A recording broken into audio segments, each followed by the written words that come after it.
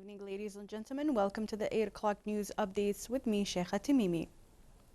The Kuwait Crescent Sighting Committee announced that tomorrow, Thursday, is the last day of the blessed month of Ramadan, and Friday is the first day of Eid al-Fitr.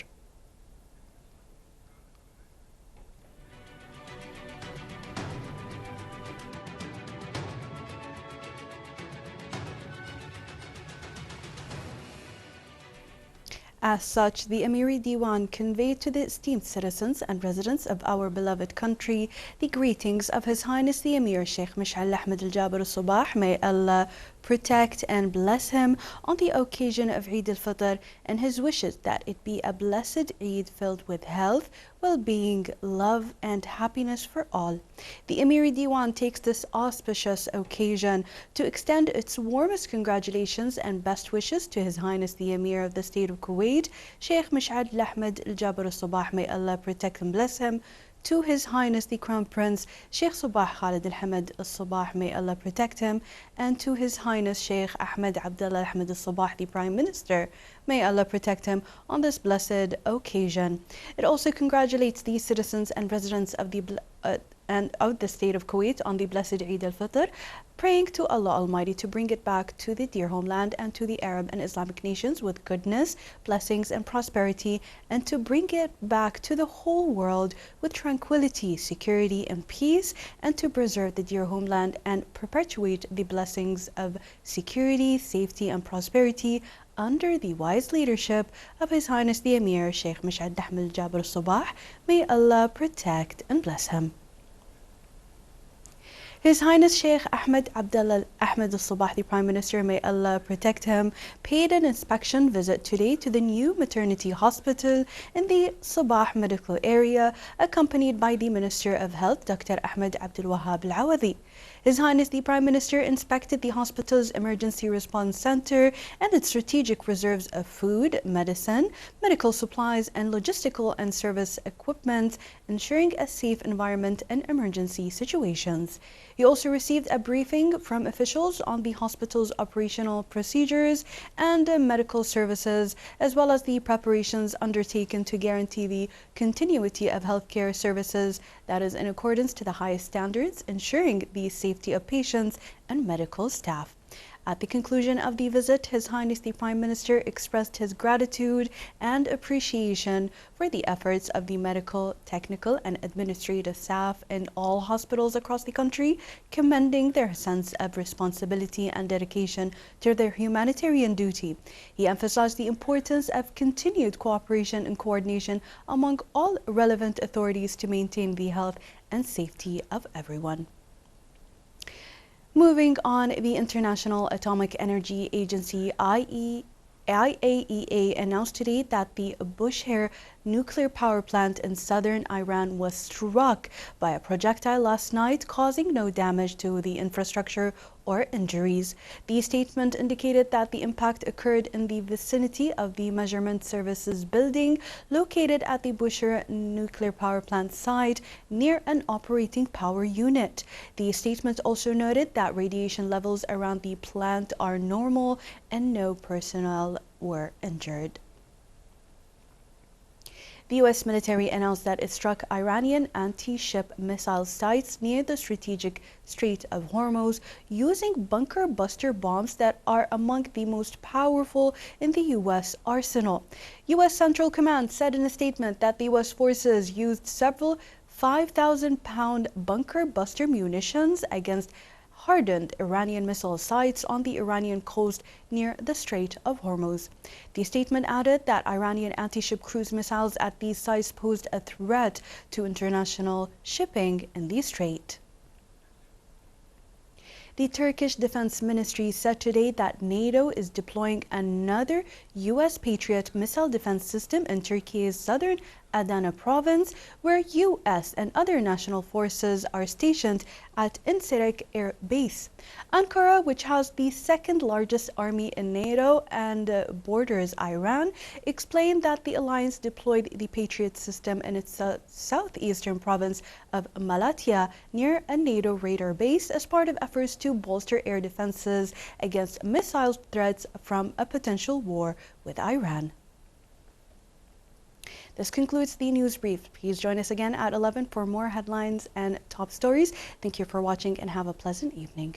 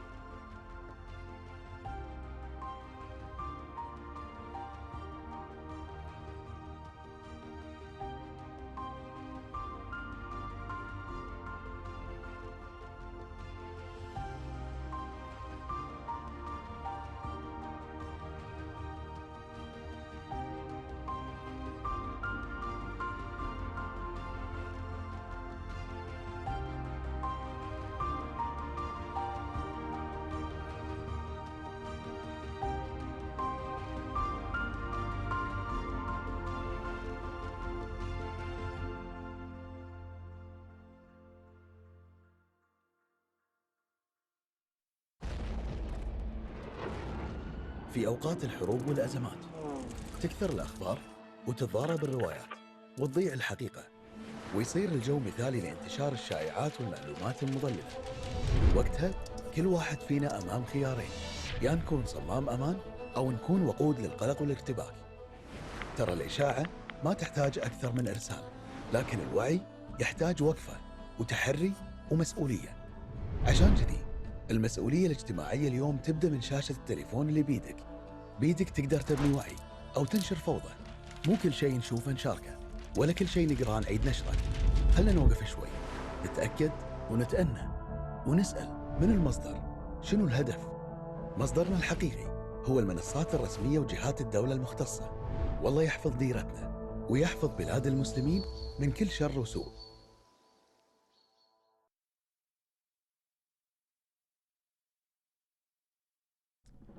من أجل أمنك وأمن وطنك ولتجنب المساءلة القانونية، لا تقترب من المنشآت العسكرية أو الأمنية ولا من المناطق المحظورة والمواقع الحيوية. لا تصور أي صورة قد تتحول إلى تهديد. لا تنشر أي معلومة قد تستغل ضد الوطن. لا تتداول أي مقطع يخص مواقع أمنية عبر وسائل التواصل أو أي وسيلة أخرى. كل مخالفة تعرضك للمساءلة القانونية. التهاون خطر، والوعي واجب، والالتزام مسؤولية.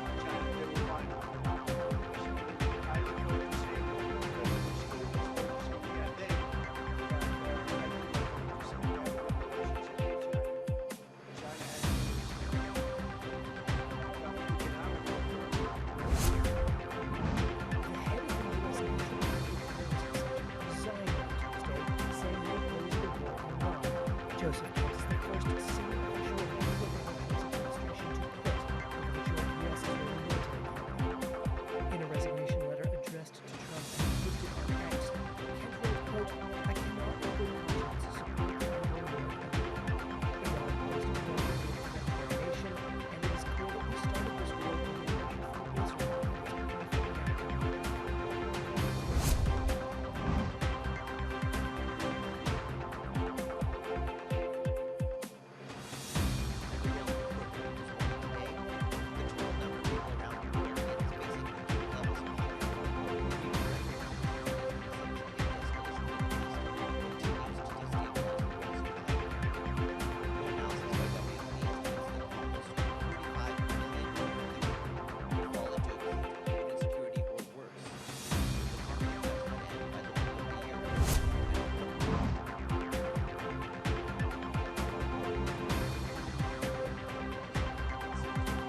Savaşın durdurulması için atılacak adımları görüşmek üzere geleceğiz.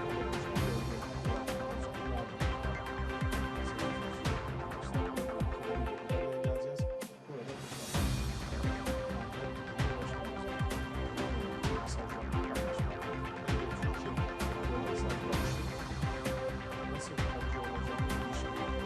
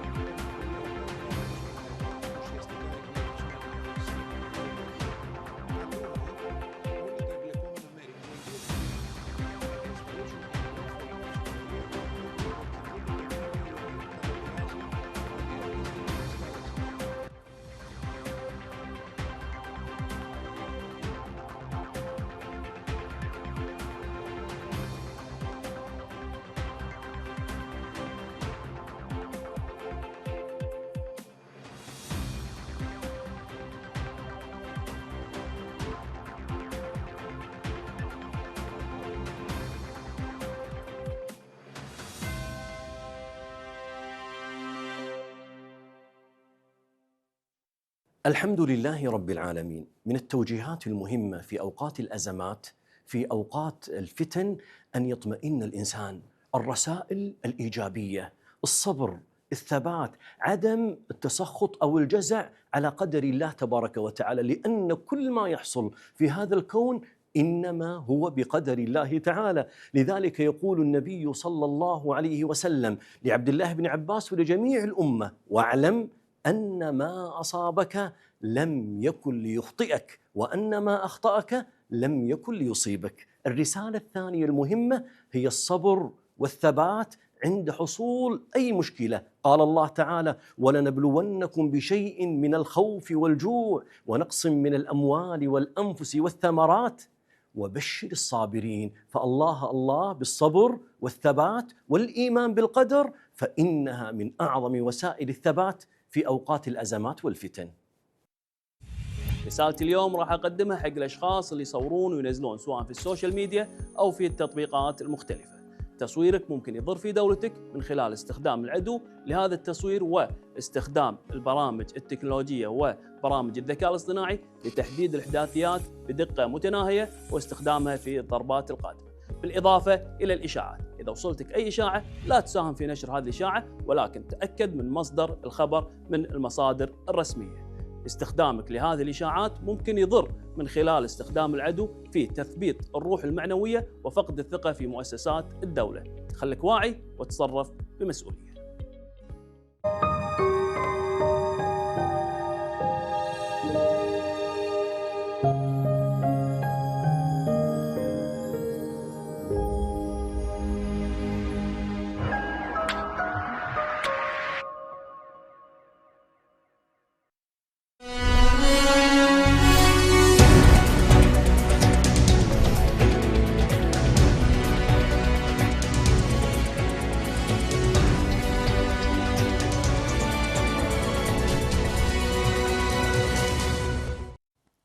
While the military developments dominate the headlines, a parallel battle is being fought across the balance sheets and supply chains.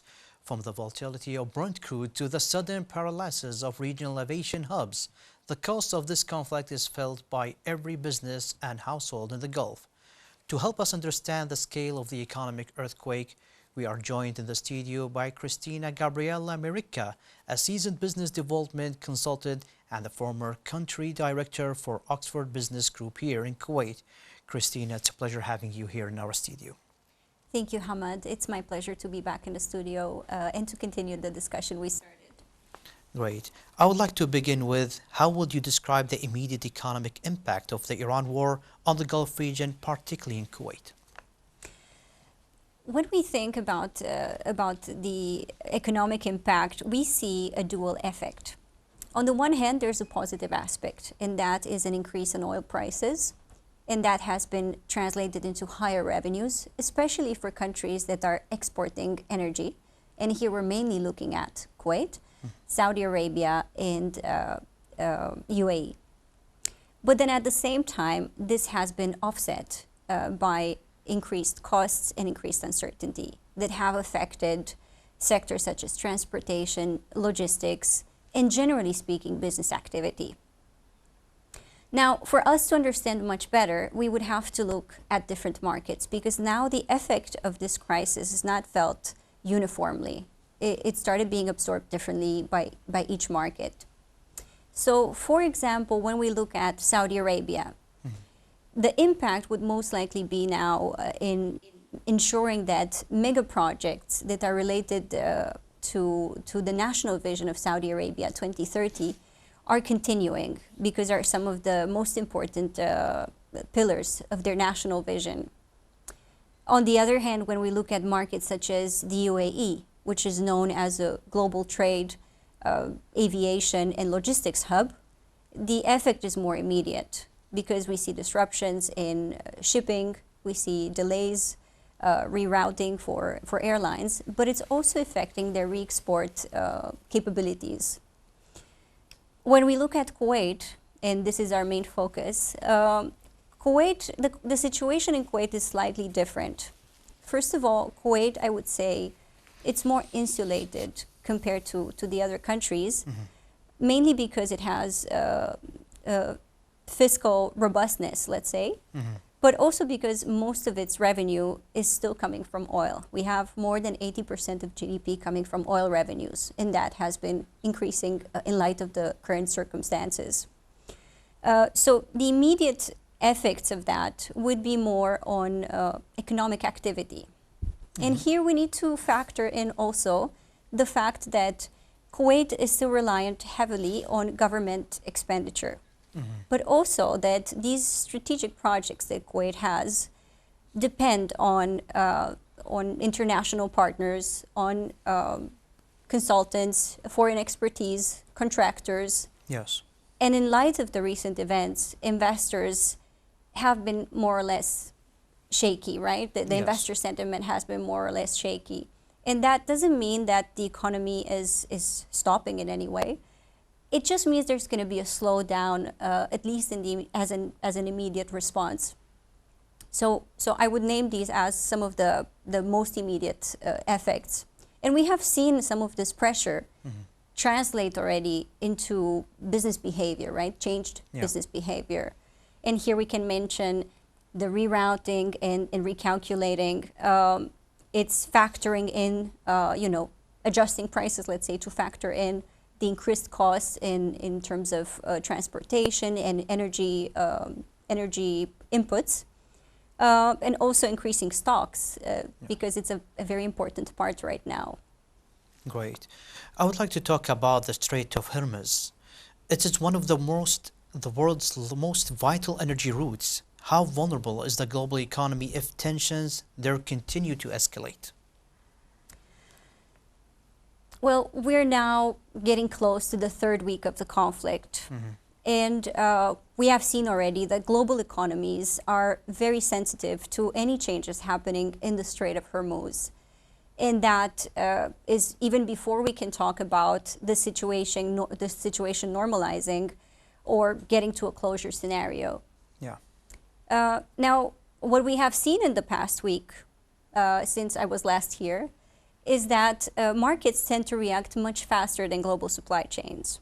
And we're looking at some of the information we have. The price of oil went beyond $100 per barrel. Yeah. And here the risk or the worry, if you will, from the markets is not the lack of availability of barrels. It's just that transportation, insurance, and security costs have all risen at the same time. And this is creating pressure.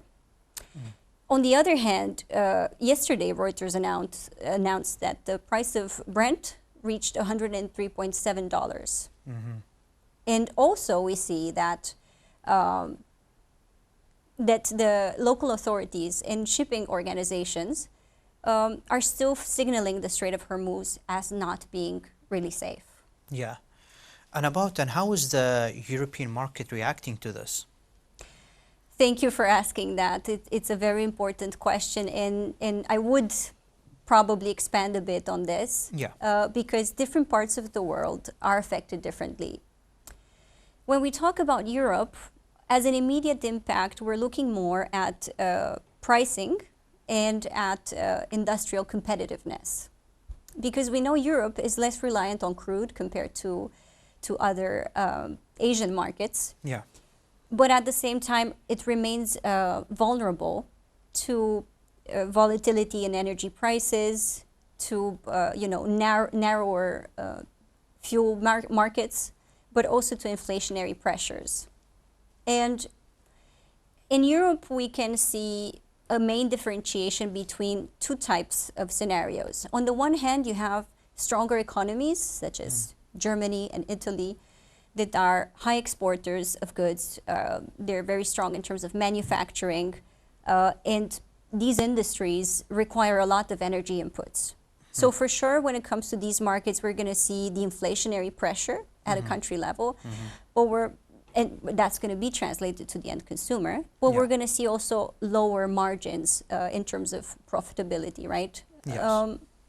When we talk about the other spectrum, I would here offer as an example Romania, which is my home country, and countries that face similar conditions. So in Romania now, the inflation level is already high. Yeah. Currently, it sits around 5 to 7%, somewhere in between, whereas the European Central Bank's recommendation is at around 2%.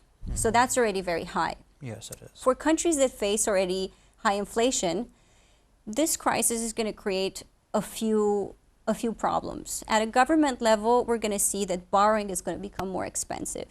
And that has two potential consequences. Either the government is going to be able to support less and spend less, or simply the debt is going to be at a higher cost. Then when we look at businesses, we're going to see a contraction of the sectors, and that over the long term can lead to higher unemployability rates, right? Yeah. And for the end consumer, it's going to be mainly being able to afford less with the same income. Now, on the other hand, not all the markets react the same. Yeah. So if we were to move geographically a bit further into Asia, for example. Yeah. I was going to ask you about the Asian markets, about that. Perfect. So if we would go to Asia right now, Yeah. we see a different scenario. And that's because a lot of the, some of the highest energy importers around the globe are in Asia. And much of that energy, much of those imports have to pass through the Strait of Hormuz. So the impact from an energetic perspective has been higher. Recently, Reuters and Associated Press have announced that Asian markets are now adjusting their strategies, their energy strategies, and we see, again, two sides of the spectrum. On the one hand, we have markets such as Japan and South Korea that are now tapping into strategic reserves and are adjusting their power mix. Whereas we have, for example, countries in South or Southeast Asia that are taking more aggressive measures and moving more towards coal. So when we look at Asia, the story goes beyond just inflationary pressure. Yeah. It goes more into energy security, if you will.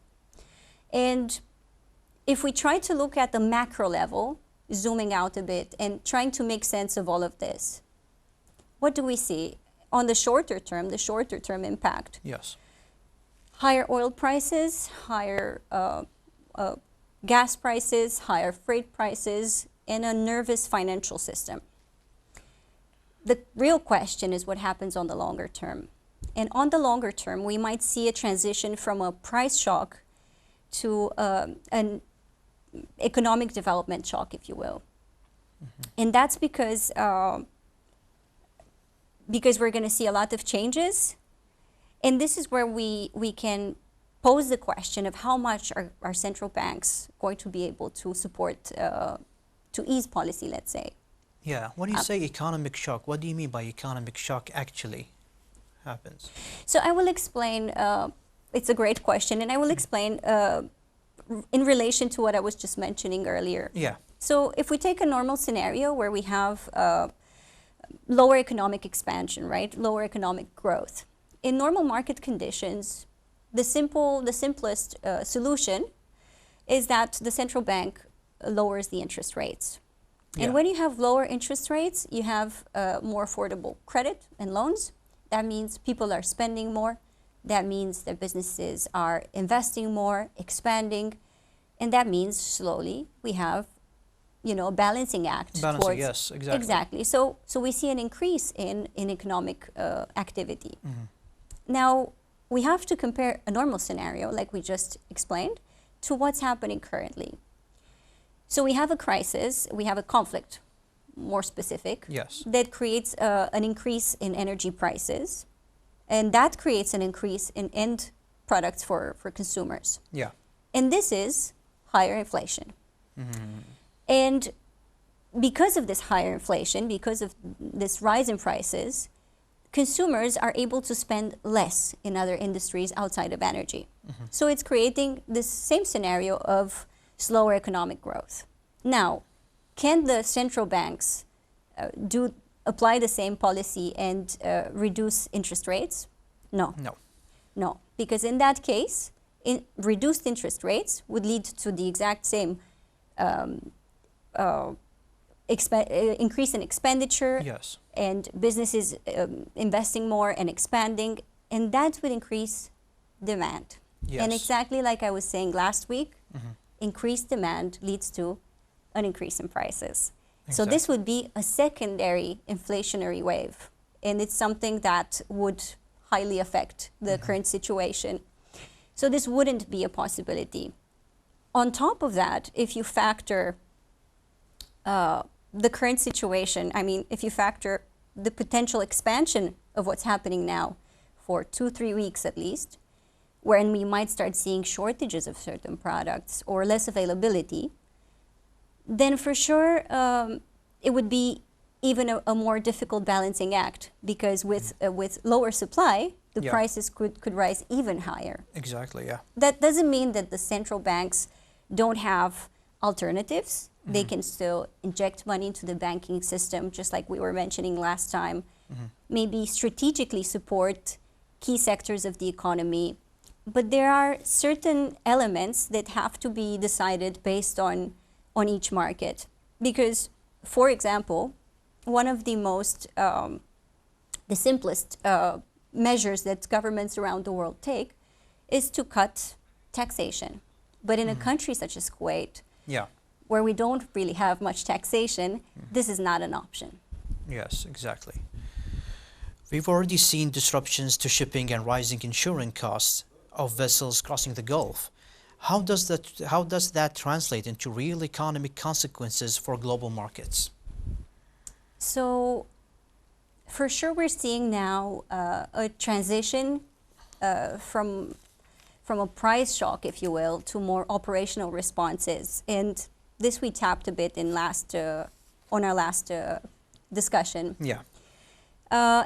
And we have to understand here that when shipping becomes expensive or unreliable, it doesn't affect only the price.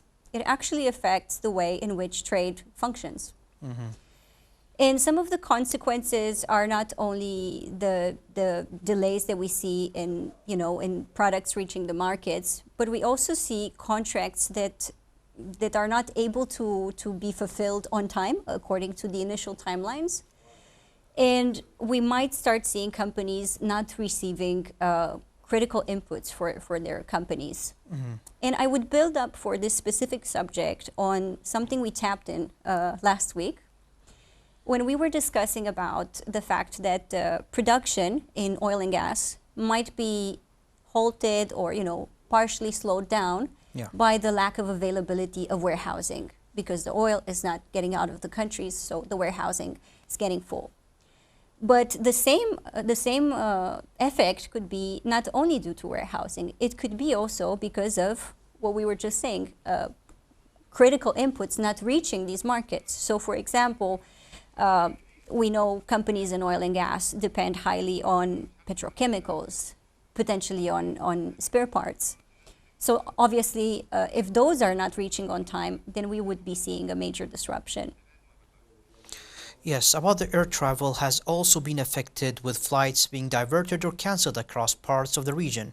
What economic pressure does this place on major aviation hubs like those in the Gulf? A very good question, and I know you had recently Jazeera and Kuwait Airways talking about this. Yeah. First of all, I think the main challenge is on the competitive advantage that the Gulf has, and that is acting as a hub connecting the East and the West.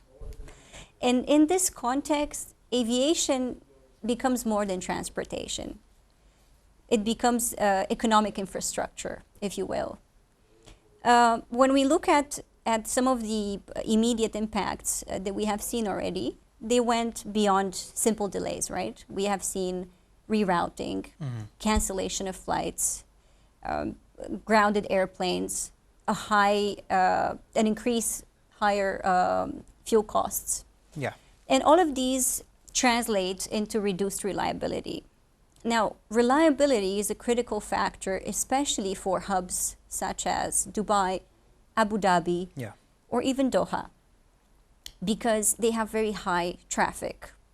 And for this high traffic to function as it does, it needs precise connections. Now, when we look at how this pressure has translated into real life data, right? When we read the news, we see that the price of freight went upwards significantly, almost 70%. We see an increase in the price of jet fuel, where it used to be initially $85 to $90 per barrel. Now it's reaching $150, even $200 Exactly. in some parts. So when we think about all of these factors, the bigger question is, if this situation gets prolonged, will airlines remain profitable until the end of the year? And this doesn't depend only on the length of the conflict. It also depends on how fast and to what capacity are airlines going to start operating once this comes to an end. Exactly. Are they going to be able to immediately go back to normal operations at full capacity, or in a more realistic scenario, just like we have seen after the COVID pandemic, they will have to slowly build up capacity, slowly reopen routes, and adjust also? Because if it takes very long, we might see in the short to medium term them having to adjust their capabilities. So, for example, airlines might have to lay off some of the employees, have lower capabilities, right? So once you restart the airline, you're going to start from that. That's right, and it will create more problems and disasters, actually, from like laying out employers and other staff members. Okay, many Gulf countries are pushing economic diversification beyond oil. How does a regional conflict challenge those long-term strategies? A very important question. When we think about economic diversification, we need to first understand what are the premises of economic diversification. And that typically is confidence and long-term planning. And right now we know that both of them are being challenged. We know that in order for economic diversification to happen, most of the regional governments have been trying to attract investments in key sectors. And we're looking here mainly at tourism, at infrastructure, technology, even logistics. The problem is that investor sentiment right now is relatively shaky. Because of these disruptions, now we might see an increase in the cost of investments, right? Now, projects are less predictable. Timelines are completely off balance. We don't know, are things going to make sense over the short term or not? So we're going to see a more selective behavior in terms of investments. Because in uncertain times, what we see normally is that investors move towards safer investments and this is not going to stop economic diversification. It's just going to adjust the pace at which economic diversification happens. It might be that on the shorter term, they're going to divert their attention to different types of projects. We might see delays in certain agendas, and maybe a focus, even from a government perspective, from more strategic directions, more into ensuring continuity, business continuity, and supporting the economy in the current context. About business continuity, from your business perspective, how are companies in the region adapting to uncertainty created by the conflict? Well, this is interesting because we have seen a shift more from efficiency, and this is what normally companies are looking for, into resilience. And the main change that we have seen was operational. And we have seen exactly what we mentioned earlier, rerouting of flights and of shipping paths.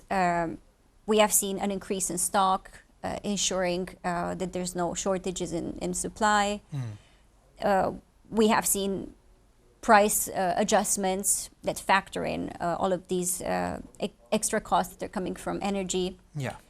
But at the same time, there are other things happening. So what we have seen in Kuwait as well, we have seen continuous collaboration between the government and the private sector. And that's mainly to mediate these emerging challenges in various sectors and to try to avoid potential shortages. Yeah. Now, this would be a second factor. We are seeing companies facing potentially, if the situation continues, shortages of supplies. And there are recent talks, especially in the pharmaceutical sector, that if the crisis continues, at some point we might see shortages in specific medications or supplies. And something else that we can mention here is this adjustment to inventory, because we're going to see also more capital tied there. And it's going to lead to less efficiency. So over the longer term, yes, I think we could say that efficiency would be affected. It is. Supply chains are another concern. Could we start seeing delays or disruptions in goods reaching the Gulf region if tensions continue and others, like not medical stuff, other kind of stuff? Yes. When we think about supply chains, we really need to understand how they function. Because disruption in supply chains is not immediate, it's more progressive. So usually we're going to see a sequence. So first of all, we're going to see delays. Again, we're not going to know exactly when shipment is going to arrive, what's the current situation. Yes. There's going to be some disruption. Then we're going to see potential bottlenecks. And that's because cargo is being rerouted through alternative means and endpoints. And from this perspective onwards, we would have to look at some of the adjustments that are happening. And we would see here, like I was mentioning, it might be a matter of prioritizing certain products. Yeah. And here we would be looking mainly at essentials. That would be food, pharmaceuticals. This is critical, obviously, because a lot of the food that's coming to the GCC is coming through the Strait of Hormuz. So it's a very important point. But we might also see a readjustment of flows, if you will. And that means that we're going to see a shift from larger logistics hubs and from major airports such as Dubai International or Al Maktoum. Yeah. We're going to see a shift to secondary airports, just like it happened recently, and we saw some of the local airlines making amazing adjustments in that sense. Yeah. And this, we can say, has also a positive effect because it's creating opportunities for companies and for strategic supply chain points that wouldn't have had so much trade flows, let's say, and so much business activity. So there is also a light at the end of the tunnel in all of this change. As you know, consumers today rely heavily on international e-commerce and delivery platforms. Could regional instability impact the flow of goods people order online? Yes, but here I think it depends on the type, the class of product. How? Because they are affected differently, and in e-commerce, there's no difference. So we need first to think about the kind of products that people shop for online. And here we would be looking at, for example, fast-moving consumer goods. These ones are more time-sensitive and more related to seasonal trends. So in this situation, companies might be prioritizing faster delivery, faster shipments, even if it's at the higher premium. And the reason for that is that if shipment is delayed too long, they might actually miss entire sales cycles. Yeah. And that's not very good for them. Exactly. When we look at other types of products, for example, more high-end products, more specific products, and here could be electronics, but more niche products also, we have here differentiation between need and want. Because these products usually are out of the need category, they're more on the want category. So we all know that when we really want something, we're happy to wait longer as long as we get it.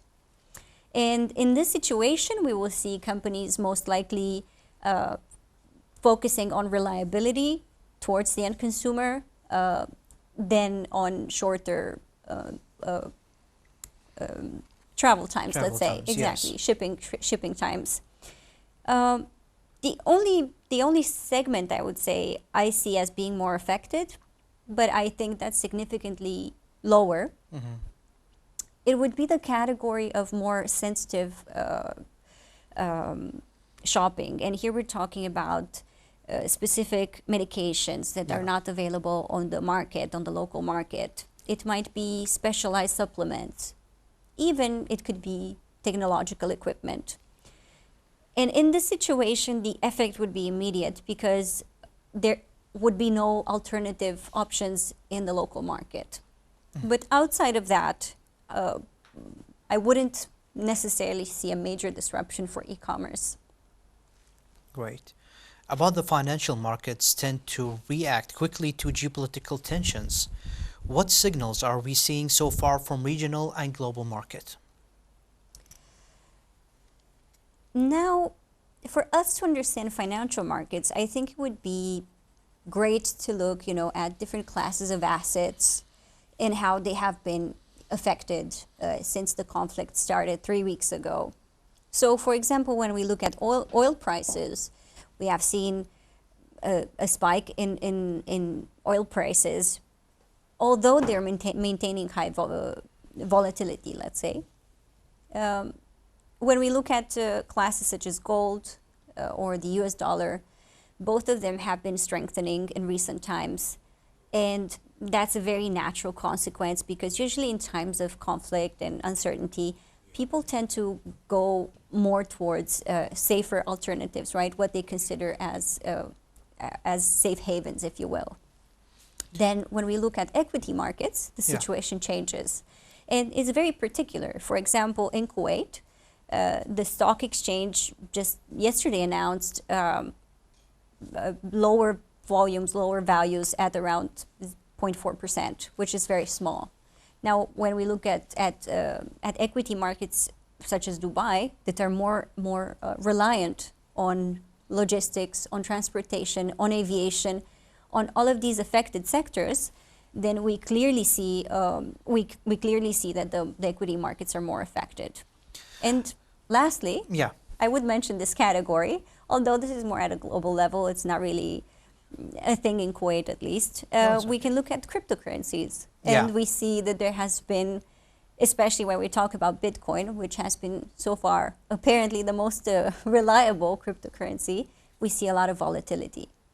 And that's because, that I think reflects the general sentiment about cryptocurrencies, because on the one hand, some people see it as hedge, so they tend to buy more, but then other people consider it less reliable than traditional alternatives such as gold or currencies, and then they tend to sell. So we tend to see that volatility also on cryptocurrencies markets. Looking ahead, if the situation continues for an extended period, what economic scenarios should governments and businesses in the region be preparing of? This is an important question, because when we think at it, I think it would be more about looking at potential scenarios. So one scenario would be that the situation is going to be contained, and in the shorter term, it's going to close. That's going to lead to a softer response.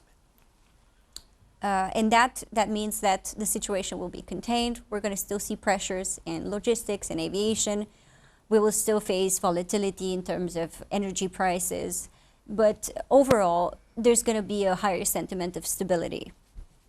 When we look at the prolonged situation of uncertainty and conflict, then we would be looking at more fundamental changes, right? We would need to see the intervention of governments, more collaboration between the private and public sector, measures that would go beyond, operational adjustments.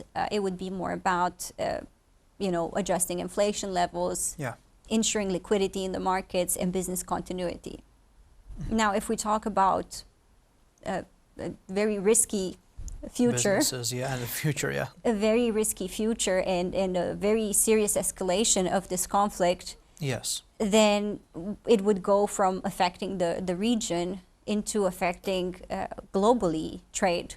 And we would see disruptions at all levels. It would be more a matter of resilience than anything else. Exactly. About the oil prices, it has shown volatility since the conflict escalated. Could prolonged tensions push prices significantly higher? Well, for sure. And I think what we have experienced in the last 3 weeks has been the greatest indicator. We went, and this is something that we were just discussing recently, me and a few colleagues, that initially when we were discussing about the new fiscal year of Kuwait and, budgets and so on, the predictions were made on an average price of oil at around $60 per barrel. And it's been 3 weeks since the conflict started. And in Kuwait, we're talking about prices way over $100. Yes. And if I'm not mistaken, some prices are reaching also to 140, 150. Yeah. And it's more than double. So, and this happened only in 3 weeks. Now, how high can they go? This is going to depend, as usual, on the balance between demand and supply. If oil is not able to get out of these markets, gas is not able to get out of these markets, on the short term, it might be mediated, but over the longer term, this is where the question comes. Depending on how long this conflict is going to last, the disruption could be even higher. And yes, we could see an increase in energy prices. Yes. How might rising shipping and insurance costs eventually affect everyday consumers in the region? Highly. And we did talk about this briefly. Yeah. Because higher costs in insurance and in transportation end up affecting the price of end products, right? This is what we were saying earlier, that companies are now adjusting their prices. So when you have volatility on cost, you also have an adjustment in your own prices that reflects the increase in transportation costs, in insurance. And obviously that's going to lead to higher prices that are felt by the end consumer. Yes, I would like to pause a little bit and take a phone call. We are now connected from Washington, D.C., political analyst Aziz Fahmy. Aziz Fahmy, can you hear me? Yes, I can. Aziz, the United States President Trump recently stated he could knock out the electric plant in 1 hour, but it is holding back. Right. This is a correct statement from President Trump. And what happened today indicates that he was referring to this event because Israel targeted a very important gas facilities that provide electricity to inside Turkey.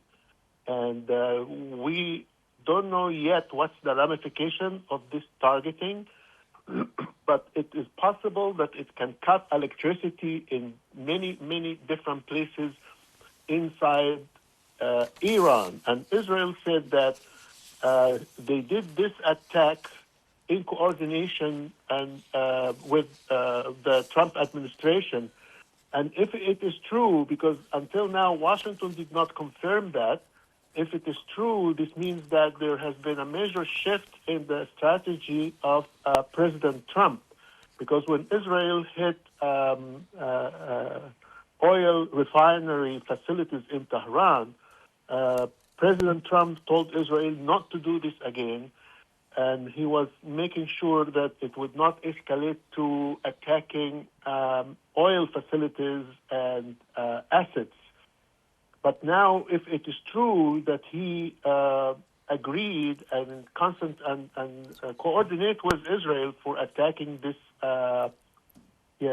energy facility, which provide electricity inside and gas inside Iran, that would be a major shift in Trump strategy.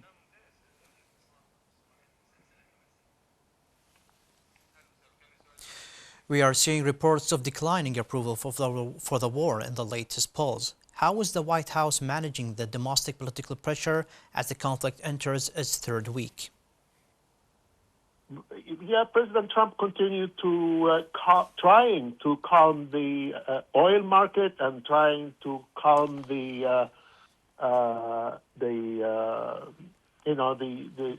unpopularity of this war inside the American society by assuring everybody that it's going to be better when it is over and it will be over soon, and that Iran was about to develop a nuclear bomb, and if we allowed Iran to have a nuclear bomb, we will not be able to do what we are doing now.